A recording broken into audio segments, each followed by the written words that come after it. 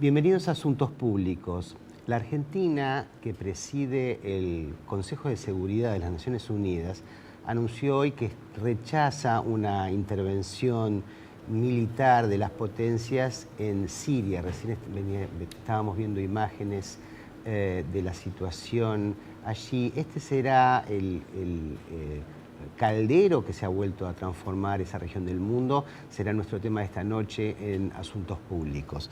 Porque Silvia, Mabel, bueno, nuevamente la situación de Siria hace rato que está empeorando y ahora lo que está detonando la posible intervención de Estados Unidos y otras potencias son las denuncias de uso de armas químicas por parte del gobierno contra la oposición. Lo que ha pasado en Siria desde hace bastante tiempo realmente es una catástrofe. Las matanzas son realmente tremendas y además tiene también una implicancia económica, ¿no? El precio del petróleo está subiendo. La Argentina por suerte está reaccionando, pero lo hace con bastante demora, ¿no? Sí, el tema es bien complicado y el argumento que hoy se está planteando, que plantea Estados Unidos como para justificar un ataque a Siria es la existencia de armas químicas, y ya esto trae a la memoria de lo que significó la invasión a Irak buscando armas que finalmente armas nucleares que finalmente no existieron, y realmente el panorama se complica muchísimo porque de un lado y del otro y todas las fuerzas en conjunto, y en el escenario de Medio Oriente, en el escenario de lo que también está sucediendo en Egipto y lo que podría significar la intervención militar norteamericana allí, es realmente complicado. Para hablar de este tema, le pedimos ayuda y participación a uno de los analistas más destacados de la política internacional, Fabián Bosover, que es periodista y es politólogo, experto y licenciado tiene un máster en Relaciones Internacionales, así que nos va a ser un gusto muy, muy grande tenerlo otra vez a Fabián con nosotros. Gracias. Fabián, ¿cómo ves vos el escenario? Y ser experto hoy en Medio Oriente en realidad es realmente un galimatías, ¿no? Es como ser un sovietólogo en los años 90. Que lo que quiero decir, estamos en medio de una suerte de tormenta perfectas superpuestas. Estamos en tableros sumamente fluidos, estamos en conflictos del siglo XXI, en lo que tenemos detrás son conflictos del siglo XX superpuestos. Tenemos una situación en el territorio sirio claramente en la que convergen cuestiones de catástrofe humanitaria, de violaciones a los derechos humanos, de carácter geopolítico, estratégico, de carácter y de intereses estratégicos de las potencias. Y lo que hay ahí es un resquebrajamiento de lo que damos en llamar el tablero westfaliano, que en el siglo XX fue la construcción de estados nacionales en la era postcolonial. Creo que la visión en perspectiva histórica para situarnos en esto, para entender que en realidad la problemática actual es que los conflictos internacionales no se dirimen entre estados, sino que al interior de los estados y a nivel transnacional están actuando fuerzas, vectores, que suponen que los actores del conflicto son sumamente fluidos y cambiantes. El problema que hoy tiene Obama en Siria, el problema que tiene Siria hace años de guerra civil, es precisamente que no se sabe bien quiénes son los amigos, quiénes los enemigos, los supuestos poderes centralizados, los estados nacionales que controlaban sociedades muy fluidas y complejas al interior, están resquebrajándose. Quienes eran los referentes e interlocutores en el escenario internacional del mundo occidental, estos presidentes, dictadores, autócratas, en el mundo árabe ya no son referentes confiables. En este caso tenemos encima de Obama el fantasma de un nuevo Irak. O sea, Obama tiene hoy los fantasmas detrás o las referencias y antecedentes detrás de las intervenciones en los Balcanes de los 90 que le tocaron a Clinton. O sea, se compara un poco el episodio de esta semana que podría desencadenar la intervención, que es la utilización de gases, de armas químicas sobre la población civil, con el de Srebrenica en Bosnia, que fue el desencadenante de la intervención de los Estados Unidos en Bosnia, y después Kosovo, ¿no? Al final de la década del 90, que le tocó también a Clinton, o sea, que en ese caso sí tenía apoyo de la OTAN, los Balcanes más Irak y Afganistán. Ahora, Fabián, ¿y qué diferencias y similitudes hay en la situación siria con la de otros países del mundo árabe que sabemos que han estado bueno, preñados de revoluciones y de movilizaciones, bueno, además de Egipto, bueno, Libia y otros países allí, las revoluciones ciudadanas, los movimientos que se han levantado contra, como vos caracterizabas muy bien, contra gobiernos autoritarios del siglo pasado basados en pequeños intereses. ¿En qué se diferencian y en qué se parecen? Pensémoslo también en perspectiva y qué nombres les damos a estas situaciones emergentes, ¿no? O sea, el conflicto en Oriente Medio, que hasta hace muy poco tiempo era la cuestión palestina, Claro. se irradió a nivel regional y es el mundo árabe, las revueltas árabes, el ciclo de lo que se dio en llamar las primaveras árabes o las revoluciones democráticas en el mundo árabe, algunos dicen abortadas, otros dicen aún en curso. En todo este conjunto de situaciones hay efectivamente parecidos y diferencias. En parte porque cada uno de estos territorios, de estos estados nacionales, que insisto, son la consecuencia de la descolonización del mundo del siglo XX, o sea, son en algunos casos estados nacionales en desarrollo, inconcluso, la cuestión palestina era eso, pero también el Egipto, que podía haberse democratizado en estos años, en estos últimos 2 años, y ahora aparece nuevamente como una suerte de Estado sostenido sobre el poder militar. En el caso de Siria es un poco en este sentido parecido, sobre una sociedad mucho más compleja, en este caso parecido a Irak, por la cuestión etno-religiosa, o sea, sunitas, chiitas, alawitas.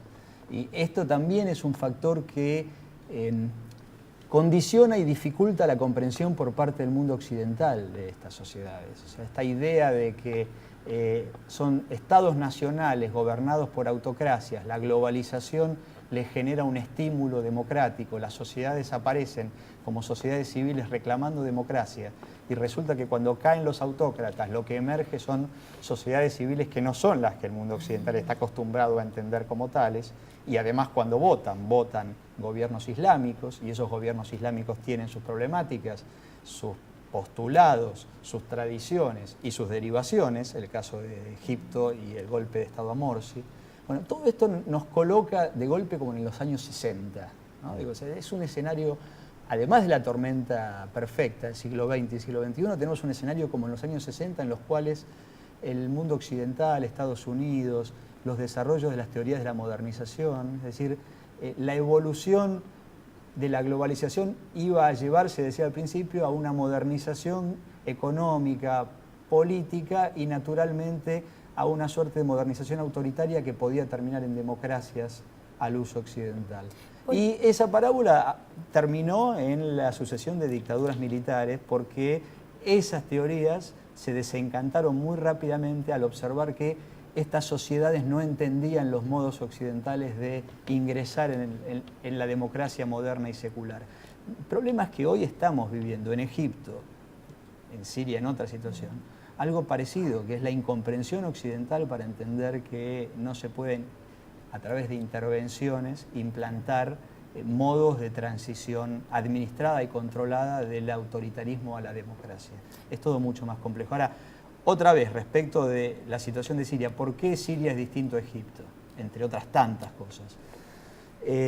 Ahí está el tema geopolítico y de intereses estratégicos, ¿no? O sea, hay algunos estados soporte, potencias medias regionales con intereses en juego. Siria hasta hace poco era en la región una suerte de contención para la irradiación de la violencia de Irak y Afganistán. Y de algún modo jugaba para Estados Unidos. Y de alguna manera jugaba para Estados Unidos en lo que podemos ver en términos del siglo XIX claro. o siglo XX como el balance de poder regional. Ahora da la impresión que ahí los platillos cambiaron, porque hoy quienes están apoyando al gobierno de Siria, el gobierno represor horroroso de Siria, es justamente la Rusia de Vladimir Putin. Exacto. Rusia y China, por otras razones, pero sobre todo Rusia, curiosamente se muestra como la potencia más conservadora en términos del siglo XX, estabilizadora, defendiendo el rol del Consejo de Seguridad de Naciones Unidas, ¿no? O sea, es una inversión de roles respecto también de la Guerra Fría, ¿no? Es decir, en realidad lo que Rusia quiere ahí es estabilidad y teme que una intervención occidental esmerile también su influencia. Pero hay que tener en cuenta también ahí el rol de Irán y el rol de Turquía y de la otra potencia regional que es Israel. Alrededor, estas son las potencias que están jugando intereses diferentes en territorio sirio, y lo cierto es que Siria no tiene petróleo, pero es el corredor central, neurálgico, por el cual se transporta la energía de oriente a occidente, y el control de esas rutas, y no es tampoco casual que Alepo, que es también emblemática históricamente, como la ciudad en el norte, por la que pasaban las rutas de comercio de occidente hacia oriente, de Europa hacia Asia, es el epicentro, la Sarajevo del Asia Central. Las guerras de Medio Oriente siempre tienen olor a petróleo, ¿no? Eso se suele decir. Bueno, apasionante. Vamos a volver en el segundo bloque a seguir analizando, haciendo foco en el conflicto en esta región del mundo que hoy, con el mundo interconectado como está, siempre va a tener consecuencias en esta parte del mundo. Enseguida volvemos.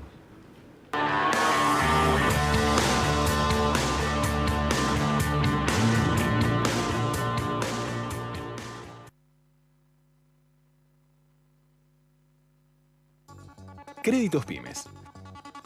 ¿Sabías que el crédito que tu pyme necesita está en el Banco Ciudad? 0822 20400. Ya conoces tu ciudad, ahora conoce tu banco. Banco Ciudad, te quiere ver crecer. En Carrefour trabajamos para convertirnos en tu comercio preferido, dando empleo a más de 20.000 argentinos en más de 470 sucursales del país y comprometiéndonos con la comunidad y el medio ambiente en cada una de nuestras acciones. Actuamos hoy para vivir mejor mañana. Eso es para nosotros Carrefour Sustentable, nuestra forma de ser. Sumate. Banco Comafi. Si te va bien, nos va bien. ¿Todavía recibís tu resumen de cuenta en papel? Utilicemos el papel solo para lo que vale la pena.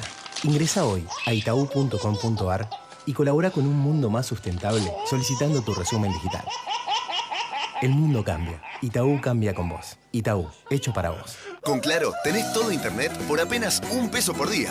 Usa WhatsApp, Facebook, Twitter, YouTube, Google y mucho más. Claro con tarjeta, rinde más.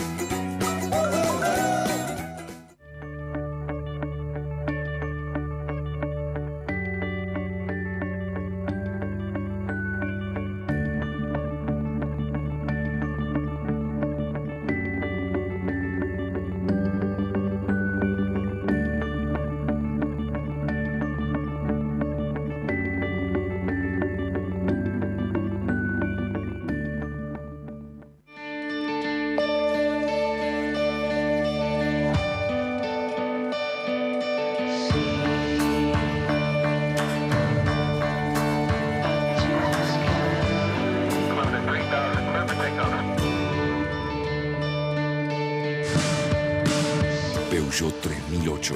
Descubrí nuevas alturas.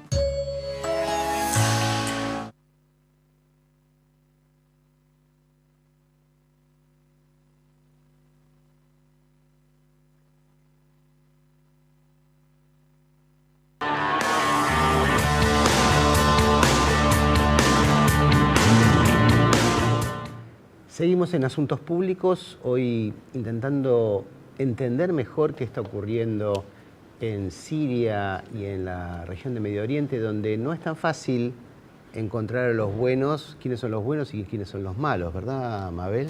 Sí, una de las cuestiones que aparece más compleja de Asir es justamente el mapa que nos describía antes Fabián, de lo que significan las potencias internacionales tratando de establecer criterios para dirimir sus conflictos de intereses muy grandes y cómo posicionarse frente a eso, quién apoya a quién. Pero por el otro lado, y lo más complejo de entender, que es lo que le queremos preguntar a Fabián, es cómo emergen los distintos grupos desde la sociedad que tienen intereses, miradas, visiones, expectativas distintas. No son los mismos los que ocupan las plazas públicas en todos los países de la región, en Egipto, incluso en Turquía, con demandas laicas y de participación democrática de distinta laya, porque las hay más con criterios más de organización autónoma autogestiva, como los hay de democracias tradicionales, como los hay pro-norteamericanos, como los hay de una mirada más de izquierda. Hay muchísimas, y todo el mundo islámico en sus diferentes variantes. Entonces, lo que queríamos preguntarle a Fabián y que nos comentara cómo se articulan estos dos niveles o cómo no se articulan y por eso están... Y esa es la eclosión que estamos viviendo. Brzezinski, Zbigniew Brzezinski, que uno podría decir es, además de Kissinger, el representante emblemático de la geopolítica y de la estrategia de la política exterior norteamericana tradicional del siglo XX, de la Guerra Fría y de la posguerra fría también, habla del gran despertar global, ¿no? Y la palabra gran despertar global tiene reminiscencias como la de los chinos y los tiempos interesantes. El despertar genera sectores medios en ascenso, jóvenes con información y con aspiraciones y con expectativas de crecimiento y desarrollo en sociedades que no alcanzan a satisfacer y entonces salen a la calle y protestan, movilizaciones sociales que reclaman por libertades y derechos, y el mundo árabe es una eclosión en ese sentido. Y al interior de eso también están los factores desequilibrantes, las amenazas. Hablábamos antes de la crisis de los poderes centralizados, desde la cúspide de la pirámide global a los estados nacionales. Esto supone una enorme diseminación de armamento convencional y no convencional, de violencias diseminadas. Cambian los enfoques y las doctrinas estratégicas respecto de esto. Y a veces uno todavía no alcanza a entender que está mirando con ojos viejos realidades nuevas, porque eso supone que ya no hay intereses imperiales en condiciones de imponer un orden, sino más bien la doctrina tiene que ver con evitar que el desorden neutralice la capacidad de acción. Entonces tiene más que ver con generar situaciones de desequilibrio inestable, y esto supone que cuando una amenaza es muy grande, pensemos que hasta hace muy poco tiempo la principal amenaza regional era el poder atómico iraní. Y hoy estamos hablando de qué ocurre si empiezan a tirarse misiles sobre territorio de Siria, que es a kilómetros de la frontera israelí. Hay poderes nucleares en actuación ahí. Entonces, digo, a veces el problema es que la doctrina militar estratégica es diseminemos situaciones de amenaza para evitar que una sola se convierta en una amenaza mayor, ¿no? O sea, si no podés imponer un orden, lo que haces es diseminar el desorden. Ahora, y algunas de las fuerzas, eso tiene implicancias sobre lo que vos decías, porque ni siquiera hoy podemos hablar de los intereses de las potencias. Cada una de las potencias tiene intereses al interior que pueden resultar contradictorios. Cuando Obama resuelve intervenir en Libia, daría la impresión de que lo hace sobre todo apoyado por el asesoramiento de sus asesores políticos y del Departamento de Estado, con la oposición del Pentágono. Y no olvidemos que una de las consecuencias de eso fue el asesinato del embajador norteamericano en Trípoli. ¿No? Y cuando ocurre eso, el Pentágono informa, bueno, estas son las consecuencias de ciertas actuaciones. Entonces, los intereses de una potencia que tiene responsabilidades globales desde el punto de vista humanitario y al mismo tiempo tiene intereses estratégicos que pueden resultar contradictorios con esa responsabilidad de proteger. Entonces, todas estas categorías tienen que ser revisadas a la luz de estas realidades. Ahora, ¿no hay una urgencia? Digo, acá el costo en términos humanitarios de vida en el tema Siria es realmente indignante a nivel internacional. ¿Cuántas vidas se han perdido ya? Es algo tremendo, realmente tiene una categoría de catástrofe humanitaria. No sé, digamos, obviamente la intervención es el peor de los remedios, pero bueno, hay una situación... No hacer nada tiene su límite. También tiene... Exactamente, y se habla además de eso, ¿no? O sea, se está tratando de entender inclusive, porque la cuestión de Assad y la utilización de armas químicas también tiene la reminiscencia de Saddam Hussein y las armas de destrucción masiva. Por supuesto. Todavía al día de hoy uno ve, si hace un paneo de todas las reacciones de estas últimas horas, están basadas en información muy fragmentaria. Claro. Y uno se pregunta, si hay telecomunicaciones y capacidad inmediata para saber lo que está sucediendo en terreno, ¿cómo puede ser tan dificultoso saber quiénes en esas zonas de Damasco tiraron esas bombas? ¿Quiénes Claro. asesinaron a esa población? Claro. Es muy confuso, se dice. Entonces, si es muy confuso, hay opacidad informativa sobre la capacidad inmediata de saber lo que está pasando, y al mismo tiempo hay el efecto de la opinión pública internacional. Cuando se ven esos chicos asesinados en masa ahí, la opinión pública internacional sacude, y eso genera un efecto doméstico en los Estados Unidos, que es, existe una sociedad endogámica que mira hacia adentro, de golpe le da mandato al presidente y lo habilita para una intervención internacional como la que fue la de Clinton en Balcanes. Estamos, digamos, en los umbrales de esos límites, ¿no? O sea, hay